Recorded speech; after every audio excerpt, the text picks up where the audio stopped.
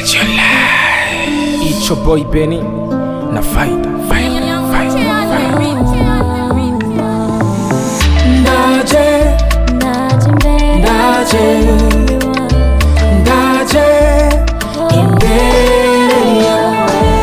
Data wa twese urimw'ijuru, izina ryawe ryubahwe Uru, wogushirwa hejuru ndahimbere mfukamye Ndajimbere yawe Nsabimbabazi Nakire, izina ryawe ry'Agakiza. Mpakanye satani Nibikorwa byawe byose ndakwihaye butatu. Bweranda Mana Data mwana hamwe na mwemu yera, mu kwemera ko nazo kwigera nguhemukira gushika gupfa kwanje. Nje Nshaka Agakiza kamukwizera ukwizera kunkomeze mu muti. Nangaza izina ryawe mu miryango incuti zimenye kur'Imana nyamani imwe yabayisaka bameshake ba Enock Mpinduke nka Sauli Nanje mbe nka Paulo, nkore nka Amos nze ndatsinda abafarawo. Tsinda urupfu nka Daniel Mucobo cinari. Ndajimbere yawe Yesu mbu wawe. Ndaje, Ndaje, Ndaje, Ndaje, Ndaje imbere yawe, Ndaje imbere yawe, Ndaje imbere yawe, Ndaje imbere yawe, Ndaje imbere yawe, Ndaje imbere yawe, Ndaje imbere yawe, Ndaje imbere yawe, imbere yawe,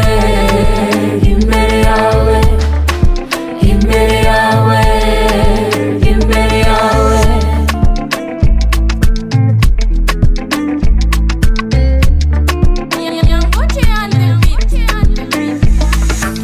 Yesu wanje umva ukugusenga kwanje, nemeye kuza imbere yawe nanje mbuwawe.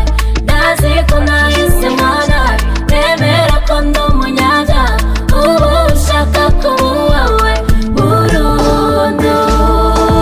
Nje Nshaka Agakiza kamukwizera ukwizera kunkomeze mu mutima. Nangaza izina ryawe mu miryango incuti zimenye kur'Imana nyamani imwe yabayisaka bameshake ba Enock Mpinduke nka Sauli Nanje mbe nka Paulo, nkore nka Amos nze ndatsinda abafarawo. Tsinda urupfu nka Daniel Mucobo cinari. Ndajimbere yawe Yesu mbu wawe. Ndaje imbere yawe,